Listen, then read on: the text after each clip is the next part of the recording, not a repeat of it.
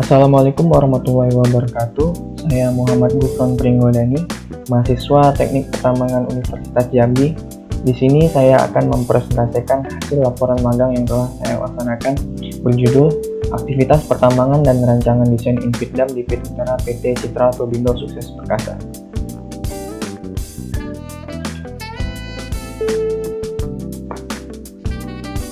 Di mana dosen pembimbing saya adalah Bapak Jarod Nuratama STMT, serta dosen pengujinya adalah Bapak Aditya Deni Prabawa STMT, dan juga Bapak Muhammad Ikrar Lagowa STMMSC. Apa saja yang nantinya akan saya paparkan, diantaranya pendahuluan, tinjauan umum perusahaan, kegiatan operasional di PT CTSP, rancangan desain Inpitdam di PIT Utara, serta kesimpulan dan saran. Kita masuk pendahuluan.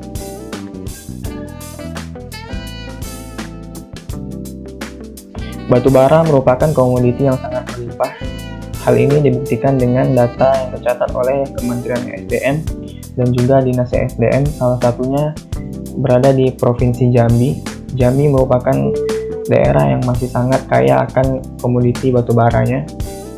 Terlihat pada layar seberapa cadangan serta sumber daya dari batubara yang ada di Provinsi Jambi. Salah satu perusahaan pertambangan yang mengelola bisnis komoditi pertambangan tersebut, batubara tersebut adalah PT Citra Tobindo Sukses Perkasa atau disingkat PT CTSP. Di PT CTSP menggunakan sistem penambangan terbuka atau open pit mining, di mana terdapat suatu lubang bukaan dan material bukaan tersebut akan dibuang ke suatu daerah yang disebut dengan disposal area atau output dump. PT CTSP sendiri dijadwalkan akan berakhir pada tahun 2030.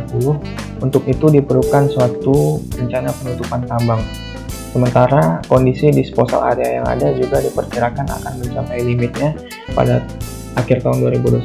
Untuk itu diperlukan suatu rencana penimbunan di dalam area pit atau disebut dengan Inpitdam.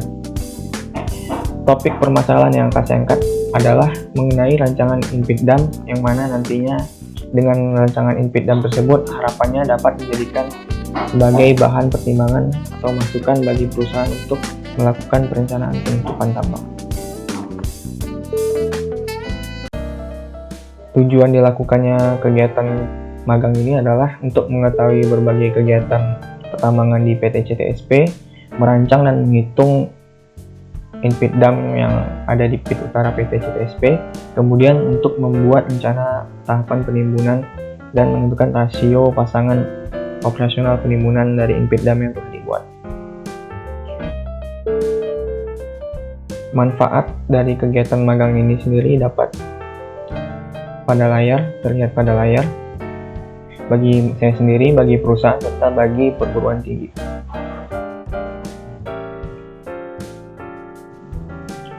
Kemudian kita menuju tinjauan umum perusahaan, di mana PT CTSP sendiri merupakan anak dari perusahaan BUMN, yang mana adalah perusahaan Antam atau Aneka Tambang.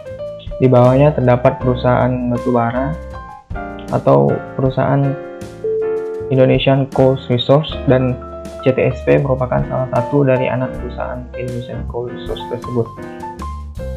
Sejarah perusahaannya, PT CTSP dimulai pada tahun 2010 untuk eksplorasinya, hingga saat ini masih aktif beroperasi dan akan dijadwalkan pada tahun 2030 akan berakhir untuk batas wilayah operasional. Untuk struktur organisasi PT CTSP dapat dilihat pada layar. Untuk lokasi dan kesampaian daerah, PT CTSP terletak di Desa Bukit Peranginan, Kecamatan Madiangin, Kabupaten Sarulangun, Provinsi Jambi, ditempuh kurang lebih 3 jam menggunakan kendaraan roda 4 dari Provinsi Jambi. Dari kota Jambi maksud saya. Kemudian untuk geologi regional daerah magang saya di PT CTSP merupakan daerah formasi Muara Enim, terlihat pada layar, merupakan peta geologi regional. Untuk iklim dan cuaca merupakan iklim tropis dengan suhu berkisar 24 sampai 29 derajat Celcius. Kita masuk bahasan yang ketiga, yakni mengenai kegiatan operasional yang ada di PT CTSP. Dimulai dari eksplorasi, merupakan tahapan pencarian cadangan batu bara. Setelah dilakukannya persiapan, studi kelayakan, dan persiapan penambangan lainnya, barulah dilakukan kegiatan land clearing atau pemapasan vegetasi. Untuk dilakukan langkah selanjutnya yaitu pengupasan topsoil atau tanah pucuk menggunakan eksa, lalu dilakukan penggalian dan pemuatan overburden menggunakan eksa dan juga dump truck, lalu OB tersebut diangkut menggunakan DT menuju area disposal, yang kemudian barulah dapat dilakukan penggalian dan pemuatan batu bara atau proses coal getting, dan batu bara tersebut diangkut menuju area stockpile untuk dilakukan pengolahan serta dilakukan pemasaran. Dan yang terakhir, setelah dilakukan kegiatan penambangan tersebut, dilakukan kegiatan upaya untuk pembentukan area penambangan seperti dahulu atau disebut dengan kegiatan reklamasi. Untuk peralatan operasional di PT CTSP sendiri menggunakan peralatan utama berupa ekskavator dan dump truck serta peralatan penunjang seperti motor grader, water truck, water pump, crusher, bulldozer, power lamp, genset, compactor, light vehicle, field truck, wheel loader, dan juga bus karyawan. Sementara untuk di Departemen Unit Kerja di PT CTSP terdiri dari 4 departemen, yakni Departemen Survei dan Pemetaan bertugas untuk menghitung serta mengukur, melakukan pengambilan data di lapangan. Kemudian Departemen Main Plan atau Perencanaan bertugas untuk merencanakan seluruh kegiatan penambangan, serta kegiatan produksi merupakan Departemen Eksekutor dalam kegiatan produksi yang ada di lapangan, dan juga Departemen HSE yang bertanggung jawab terhadap keselamatan karyawan dan pekerjaan, serta bertanggung jawab terhadap lingkungan yang ada di area penambangan. Masuklah kita kepada permasalahan atau topik yang akan saya angkat, yakni mengenai rancangan desain in-pit dam di PIT Utara. Sebelum berbicara in-pit dam, terlebih dahulu kita harus mengetahui bagaimana kondisi pit dan juga disposal yang ada di PT CTSP. Terlihat pada kiri layar merupakan keadaan dari PIT Utara PT CTSP, di mana PT CTSP sendiri memiliki 4 front penambangan.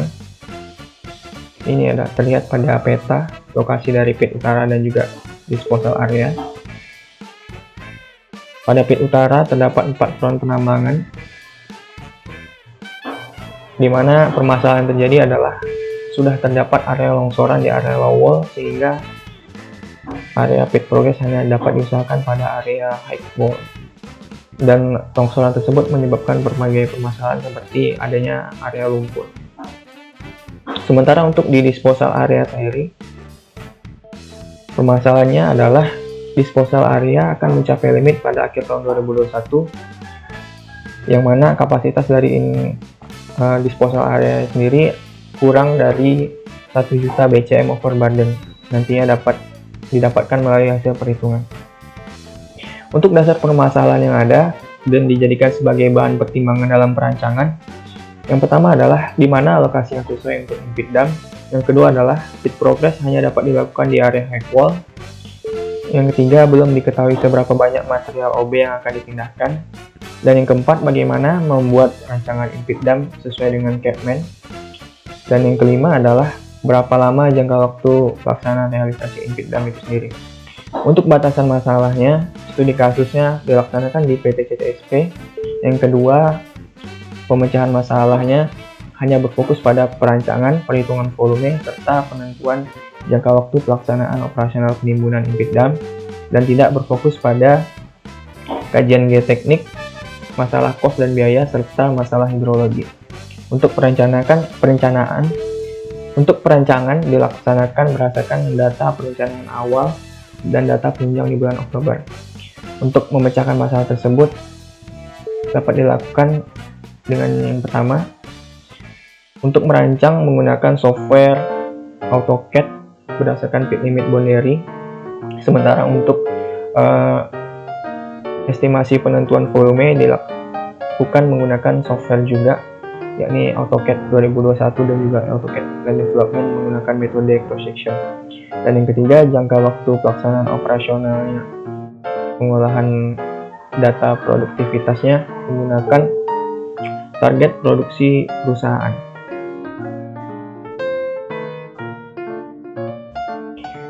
Desain Inpidam di PIT Utara. Sebelum menentukan lokasi yang sesuai untuk Inpidam, terlebih dahulu kita membuat peta rencana dari Inpidam itu sendiri. Ini adalah peta rencana Inpidam yang saya buat, di mana terlihat pada area yang berwarna biru merupakan lokasi dari area Inpidam itu sendiri. Ini adalah jalan akses utara dan ini adalah jalan akses selatan. Kemudian barulah kita menentukan blok penambangan dan blok penimbunan area Inpidam. Blok penambangannya sendiri terdiri dari blok penambangan utara dan blok penambangan barat, sementara untuk blok penimbunannya terdiri dari 5 blok, yakni blok A, B, C, dan E, dan masing-masing blok penimbunan tersebut memiliki target elevasi tertentu, kecuali blok E, di mana blok E ini merupakan daerah reklamasi dan telah dilaksanakannya penimbunan. Untuk desain Inpidam sendiri, saya merancang berdasarkan parameter geometri yang berdasarkan dari CAD 1827K, di mana lereng penimbunan itu tidak lebih besar dari 45 derajat. Terlihat ini adalah single slope dari penampang dari lereng yang saya buat, dan ini adalah overall slope dari penampang lereng yang saya buat. Ini adalah desain mentah dari Inpidam. Perlu diketahui, untuk membuat rancangan desain final dari Inpidam itu sendiri membutuhkan beberapa komponen desain. Komponen desain yang selanjutnya adalah desain pit ideal. Desain pit ideal ini saya buat berdasarkan CAD-nya. Ini adalah desain pit ideal yang telah saya buat.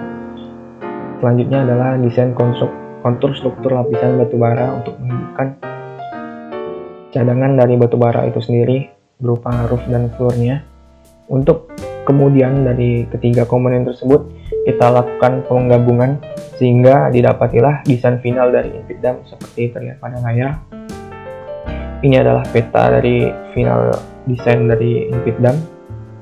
Terlihat ini adalah jalan akses utara, ini adalah jalan akses selatan.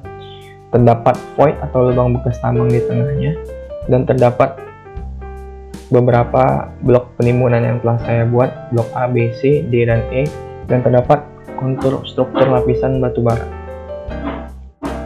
Ini adalah citra satelit dari desain final Inpidam. Untuk perhitungan volume kapasitas Inpidamnya sendiri menggunakan AutoCAD dan juga AutoCAD LDD, di mana dari desain Inpidam yang telah dibuat kemudian disayat, dilakukan sayatan sebanyak 267 sayatan, yang mana setiap sayatannya tersebut kemudian dihitung luas area Inpidam untuk menentukan kapasitas volume dari Inpidamnya menggunakan metode cross section dan berpedoman pada metode rule of gradual change, di mana volume didasarkan atas perpindahan dari jarak tiap sectionnya. Luas area pada section pertama ditambah dengan luas area section yang kedua dibagi 2 dan dikalikan dengan jarak offset dari sayatan tersebut. Setelah dilakukan perhitungan, didapatilah volume Inpidam sebesar 7.600 BCM, dan hal yang sama saya lakukan juga untuk disposal dan blok penambangan. Didapatilah volume seperti pada layar. Kemudian untuk perencanaan operasional penimbunan, dasar pertimbangannya adalah produktivitas alat gali muat angkut, target produksi, jangka waktu operasional, serta rencana tahapan penimbunan Inpidam.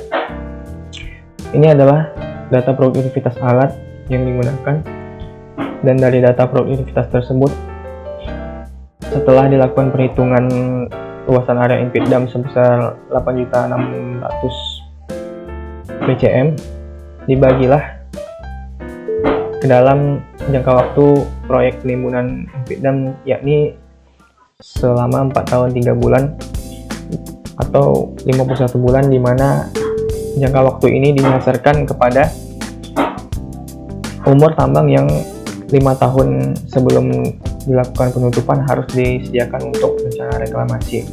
Untuk itu dilakukan selama 4 tahun 3 bulan. Dari data kapasitas dan umur proyek tersebut didapatilah target produksi overburden rata-rata 168.000 BCM untuk penimbunan impit dam tersebut. Sementara untuk rencana tahapan penimbunan impit dam, saya membuat rencana penimbunan tersebut berdasarkan setiap blok penimbunannya, yakni blok A, B, C, dan D, di mana setiap blok dilaksanakan secara bertahap setiap tahunnya hingga akhir tahun 2025. Pada rencana penimbunan blok A, triwulan akhir 2021 sampai triwulan akhir 2022, ini adalah blok A. Dilakukan perhitungan volume pada blok A, didapatilah sekitar 186.000 BCM dan dibagi ke dalam 12 bulan sesuai jangka waktu penimbunannya, didapatilah target produksi bulanannya sebesar 155.000 BCM per bulan. Kemudian data produktivitas ini digunakan untuk menentukan jumlah fleet atau rasio pasangan alat yang digunakan, didapatilah sebanyak 6 fleet pasangan. Langkah yang sama juga saya gunakan untuk menghitung pada blok penimbunan yang lainnya, blok B, blok C, dan blok D.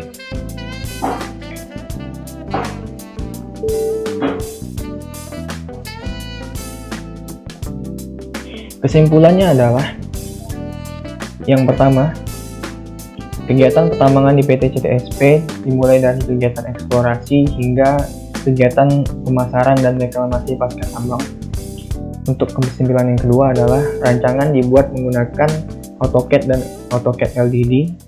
Sementara untuk estimasi perhitungan volumenya didapatkan kapasitas dari impit damnya sebesar 7.653 BCM overburden, dan juga kesimpulan yang ketiga adalah perencanaan operasional penimbunannya secara bertahap sesuai dengan blok penambangan penimbunan yang ada, blok A, B, C, dan D.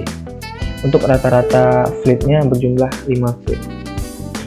Saran yang pertama, untuk kondisi aktual pit, akibat kondisi aktual pit yang tidak sesuai karena terjadi longsoran, kita hanya dapat melaksanakan kegiatan optimalisasi agar nantinya kegiatan penimbunan sesuai dengan rencana impit dam yang telah dibuat. Yang pertama adalah pengadaan jumlah alat operasional agar sesuai dengan target produksi penimbunan.